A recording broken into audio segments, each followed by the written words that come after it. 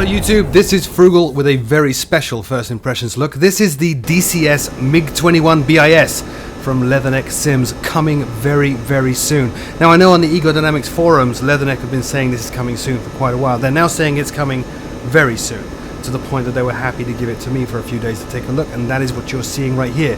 This is possibly the second most complex aircraft I've ever flown in DCS, the first obviously being the DCS A10C. It is hideously complex, and as a result we're doing this video a little bit different to normal first impressions, in that I'm working from notes and you're seeing pre-recorded footage that I made earlier. That way I hopefully don't miss too much or get too much wrong, although I am certain to get stuff wrong. It is a study aircraft and I've only had a few days with it. As you can see, it's a delta wing. That gives it very, very fast acceleration, but very, very poor maneuverability and handling for close in air-to-air combat and low speed, low altitude stuff. It's basically a rocket with two darts attached for wings. It's not the most aerodynamic beast in the world, but it is phenomenally powerful. In fact, it's powerful enough that in the right hands this aircraft has performance which is pretty close to the actual original F-16A. Now this aircraft got famous obviously for its role as an interceptor, but it's actually a multi-role aircraft. It can do ground attack, close air support, as well as the interceptor role. It was later replaced by the MiG-23 and the MiG-27 for close air support, and obviously the MiG-29 for intercept. However, it is still in use today in some parts of the world. It is more commonly known as the fish bed. No idea why, how on earth we came up with that name for it in the West, but it's the fish bed, and it's a beast. Now you can see the bulk of the aircraft is actually made up of the engine, and the engine intake. That whole cylindrical tube along the middle is really pretty much engine and air intake and fuel. It doesn't have a big range, only about 750 miles, but it has a phenomenal ceiling of 57,000 feet and is capable of reaching Mach 2. Now some of the features that Leatherneck are very keen to point out with this has aircraft system stress. What that means is it's consumption of fluids on board, like hydraulic fluid, alcohol, oil, obviously fuel, and then obviously stress to the systems as you put the plane through its paces. You notice that, and that plays a key role in how you manage the aircraft, particularly when you start using the radar, for example. The radar is alcohol cooled. Now I've had co-workers like this, that when the alcohol runs out, they stop working. The radar is exactly the same. You only get 25 minutes of use before that radar is no longer coolable because you've run out of alcohol. So you need to really balance fluid use on the alcohol cooling for the radar, but also hydraulics when you're taxiing and using the brakes. You'll see a little bit of that later on. Obviously engine stresses model, you can overstress this beast and it will flame out. We have canopy freezing and pitot freezing, as well as battery freezing, which kind of makes sense. It's a Russian aircraft. They've also simulated something called transonic pitot error, which is where basically the speed readouts get a little bit flaky around transonic speeds, which is kind of cool. And finally, it has SARPP output, which is basically a flight data recorder. So if you have an application which can read that, then this aircraft can actually output that. As long as you turn on the flight recorder switch in the cockpit, it's outputting all that stuff. Let's look at the model. As you can see, and as you have already seen, it is highly detailed inside and out, and that's not really a big surprise. In today's day and age, we kind of turn our noses up at anything that doesn't have every single nut and rivet fully modeled. Obviously, this has every single nut and rivet fully modeled. Inside, fully clickable 6 degrees of freedom cockpit. This is not a reduced complexity sim. It's not like the F-15C or the MiG-29 or any of the other Flaming Cliffs aircrafts. This is very much like the A-10 and the Sabre and the Black Shark and the Mustang. It is a full fidelity, clickable, everything works cockpit. There are tons of switches.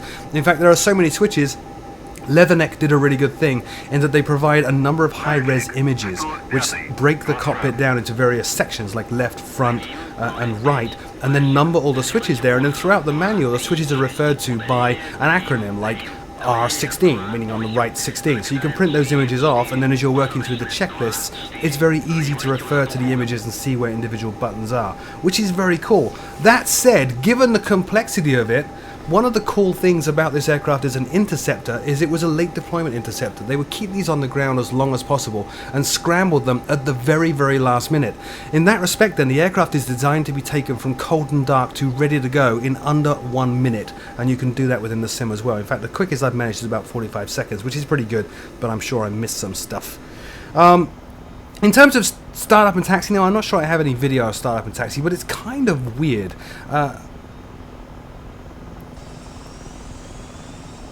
You don't have classic nose-horse steering on this. What you have is differential braking with the hydraulics. And so what you do is you spool the engine up, start moving, and then to turn, you would apply full rudder in one direction, then hit the brake, and it diverts hydraulic pressure to the brake on the side where you press the rudder. So if you want to turn left, you press left rudder down, and then put hydraulic pressure into that brake, and the aircraft will start to turn. It takes a little bit of getting used to, but it's kind of cool. I like little attention to detail like that.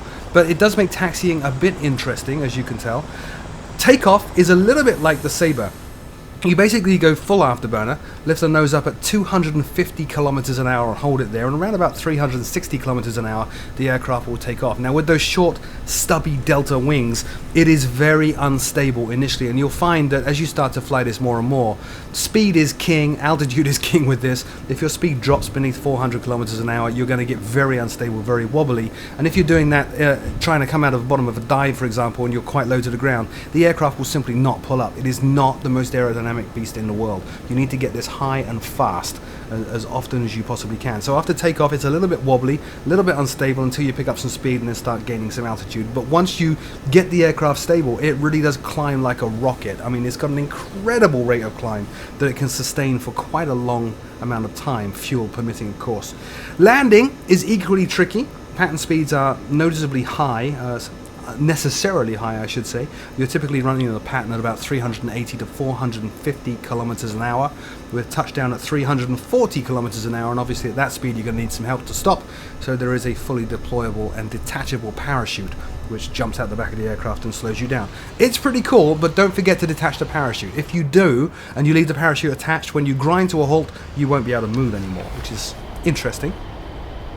In flight, as I said, speed is the key. Never let your speed drop beneath 400 kilometers an hour. It's also, because it's not really the most aerodynamic aircraft in the world, you've got to monitor your angle of attack quite closely. 28 degrees is really the limit, or you risk putting this aircraft into a deadly spin or a stall.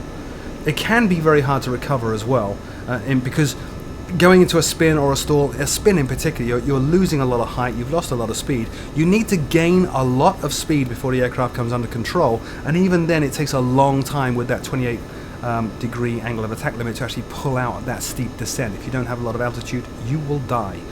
It can roll at over 90 degrees per second. In fact, that is enough rate of speed in the technology in this aircraft to black your pilot out if you start doing just constant rolls. So 2 or 3 rotations and he will black out. It's pretty crazy. In fact, overall, this aircraft is tricky enough to maneuver at speed and in a combat situation that there are entire sections of the manual dedicated to nothing but combat and aerobatic maneuvers. How to control this aircraft, key warning signs to look out for that it's about to break away, and all that good stuff. But flying it is a dream. When you really do start to push it, one of the things you notice is the aircraft kind of breathes. You feel and hear the tension in the airframe. You hear the wind going over the wings, over the canopy. It really is a living, breathing beast that you're maneuvering through the air at almost supersonic speeds, in fact beyond supersonic speeds. It's an incredible beast to fly. Now in terms of systems complexity, this is where the study aspects really come in. You have, let's look at navigation for example. This is a 1950s aircraft, so no GPS or moving map here. You do have a knee board that you can pop up, obviously like in many other aircraft, but other than that you have four instruments or four systems just for navigation. You have KPP, which handles your glide slope and localizer, NPP, which handles something called RSBN, and you can think of RSBN as VORDME. So RSBN ARC, which is kind of an omnidirectional bearing system that's built in. There's a lot of systems here. They are not particularly friendly to use because they're Russian. Anybody that's flown the Su-25 or the Ka-50 will know that it's not as simple as tuning in a frequency, for example. To use RSBN, which is the VOR localizer thing, you need to find the channel of the VOR that you want to tune to. So, for example, one of the airports that I fly to a lot in the video footage you're watching here is on channel 16.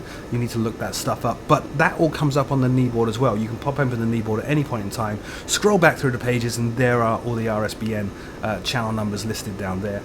It's also got a complex landing system called PRMG, very much like ILS, and you can use RSBN with PRMD, I'm getting all my acronyms muddled up, with PRMG to actually fly a full instrument pattern and land in very, very low visibility. This aircraft is certified for flight obviously at night and in atrocious weather conditions, and those two rather complex instruments and systems will actually get you on the ground in the worst of conditions. It's pretty amazing, but it does take quite a bit of study and practicing. In terms of ARC, that omnidirectional beacon thing, ARC actually stands for Automatic Radio Compass. The way they've done that is you have 9 programmable stations you can select from, and then the areas that you're operating the aircraft in are called sectors. So to use the ARC system, you actually need to tune to the right sector number and then choose the right, I guess, beacon number, transponder number, or whatever, from 1 to 9 in that sector, and then you'll get the needle, the MPP needle will come alive on the RSBN. So many acronyms again, and point you directly at that beacon. It's kind of cool. In fact, again, although this is a combat aircraft, and it's a very, very capable combat aircraft and a lot of fun to employ in combat, there are actually full tutorials built in with this to actually handle navigation, even down to the point of radial intercepts. They actually have a tutorial in there for handling a radial intercept and show you how to do that in this aircraft. So very deep, not only on the combat systems and the fighting stuff, but also on navigation and general aircraft handling. In terms of weapons, it's pretty basic, but again, complex. There are 2 targeting systems. There's ASP, which is the optical targeting system, and then Sapphire, which is the radar. It is a multi-role aircraft, as I said. It's capable of close air support and ground attack, as well as intercept. Actually using any weapon, though, is actually initially tricky. There are 4 steps. You need to power the individual weapon that you want to use. You then need to select the launcher or the rack. So if it's a bomb or a missile, you need to select the individual rack that it's on. So if you're doing air-to-air, for example, and you have a mix of infrared and radar-assisted missiles, you need to remember which rack the infrareds are on and which rack the radar-assisted ones are on, and then select that. Then you need to activate the targeting system, obviously activate the radar, designate and lock your target, and then fire. In between all of that, there's also a couple of dials right up there just underneath the gun sight where you're actually dialing in the target size. That's very important as well. So if you're involved in air-to-air combat, you actually need to dial in the wingspan of the target you're shooting. Very much like adjusting the gun sight on 1940s World War II fighters in that respect. It's pretty old school, but very cool and very satisfying, and quite tense in the heat of battle. The radar, let's talk about that. The radar is very detailed, very old school, and very awesome. You see on the radar that there is ground clutter and there is cloud clutter. You have a couple of switches to kind of tune those out a little bit. You have very limited use of it, as I mentioned earlier in this video. You only get 25 minutes of use before the alcohol runs out and then it stops. So you need to have that thing kind of warmed up, ready to go, but not actually working until you are committed to engage something. So once you're committed to engage something, then you turn it on and start trying to lock. Locking a target is a bit of a challenge. It's an old school radar. You need to basically point the nose of the aircraft directly at the target. Then you can change the elevation of the radar and try to put the blip that you can see flashing on the radar scope in between 2 bars. Then you can lock it. But once you've locked it, that's not the end of the game. You need to maintain the lock. It is very easy to lose a lock in this aircraft. So you're flying the aircraft and managing radar, and you need to do some pretty precision flying to maintain that radar lock in order to get a good solution in order to fire. It's crazy cool, really quite hard, but it's pretty awesome. That radar display gives you some visual cues as to launch, when you should and when you shouldn't, when you should break off and stuff like that, but no information about the target you've locked. So there is a manual button for doing IFF interrogation and finding out if the target you're about to shoot is friendly or not. Most are not after you shoot at them, by the way. But there's a manual button you need to press for that. And again, there are complete tutorials in there covering every aspect of weapon use in both air-to-air and air-to-ground. So that's covering the bombs, covering the rockets, it's covering the guns. This is a nuclear-capable aircraft as well, and although we don't simulate nuclear war in DCS World, you can simulate what it's like to drop a nuke and basically launch a nuke in this aircraft, which is pretty deep. It does, to a certain degree, simulate GCI, which is ground controlled intercept, and which is how, with a very limited range radar in this MiG-21, it really relied on controllers to vector it into a target and get the aircraft on target to do the intercept. We can't do everything that is required in that in DCS World at the moment, but the manual has a great little chapter in there on how to build a mission to simulate GCI using AWACS aircraft and early warning radar and stuff like that, which is very cool. Overall, see, I've kind of whizzed through this, but we've taken 16 minutes already, and that's why I was working through notes and not really sitting in a cockpit messing stuff up. This is, as I said, probably the second most complex fixed-wing aircraft in DCS today, and it is currently my favorite. The level of depth in this is unbelievable. I prefer this to the Sabre. I find the Sabre is a great aircraft. even though it's still in beta and it's not finished. It's a fantastic aircraft to fly, but it's a little boring. This thing is not boring. There's huge amounts of depth there, huge amounts of challenge, tons of systems to learn. The modeling is fantastic, the sound is fantastic. Now, they are very, very close to launch. I don't have a launch date. I did push them on it and they wouldn't give it to me, but they said very, very close. So whatever that means, hopefully just a few weeks away. I hope that's Froogle's idea. Don't hold them to that. But they're developing this or releasing this on version 1 of DCS World. Obviously, they have done work already on version 2, also known as Edge, and apparently when that arrives, then we'll see an update to this, which incorporates a new sound system, upgraded graphics, and everything else. Anyway, there we go. That is my very brief, very high-level overview, first impressions of the Leatherneck Sims DCS MiG-21 BIS for DCS World. Get it. As soon as you possibly can, get this aircraft. It is phenomenal. Thank you for watching. As always, my name is Froogle. If you haven't checked them out already, head on over to the forums, forums.fruglesim.com, and tell me in the comment section below, what do you prefer, North American Sabre or Soviet-era MiG-21? See you soon.